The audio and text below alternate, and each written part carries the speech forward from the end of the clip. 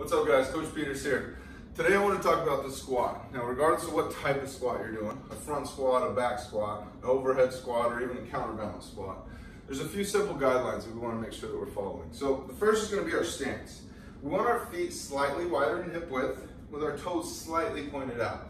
Take some time here, set yourself up for success because we don't want to move them. Once we set them, they're going to stick there. Secondly is going to be our torso. Right? We want to set our core. We're going to brace here, just like we do on the torso video. But the position we're looking for is big chest, shoulders down and back, abs tight, right?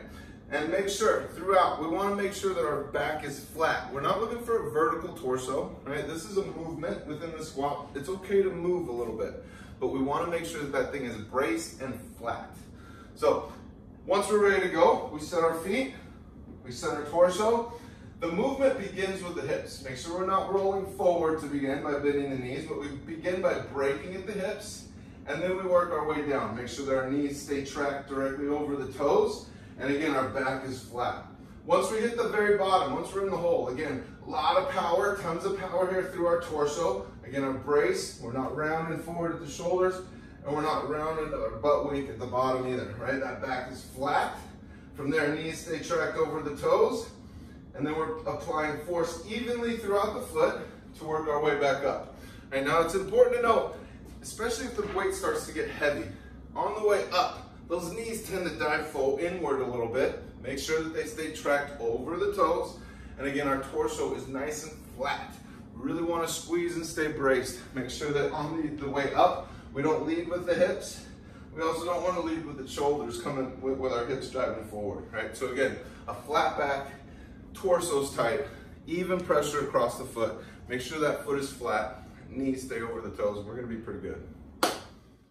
The counterbalance box squat is a great option for first-year trainees, at-risk populations, or even rehabbing athletes. We can progress by lowering the box or chair or removing it and working to a lower depth. The goblet squat is our first progression to add weight or resistance to the squat pattern. With the weight under your chin, maintain a flat back, feet flat on the ground, and knees over your toes. Our first progression with the barbell is the free arm front squat. We begin with the bar high on the shoulders, up into the neck. Yes, it should be uncomfortable. Then arms are long and locked. Hands should be about eye height. Much like the goblet squat, fight the weight to keep your chest up. Again, feet are flat, back is flat, knees over toes. Next, we keep our hands on the bar for a true front squat. This will give us a better platform for those bigger weights. Be sure to keep a flat back, which will help to keep your elbows up so we don't dump the weight forward. Feet are flat as well, and knees track over the toes. Next is the back squat. This will allow us to lift the most weight and is also the most common. We begin with the barbell on our back, and then the setup's the same. Feet slightly wider in your hips, toes slightly pointed out. Break at the hips first, abs tight, feet flat, knees over toes. The next progression is an overhead squat. Now this requires a little extra mobility with the thoracic spine, shoulders, and the upper half.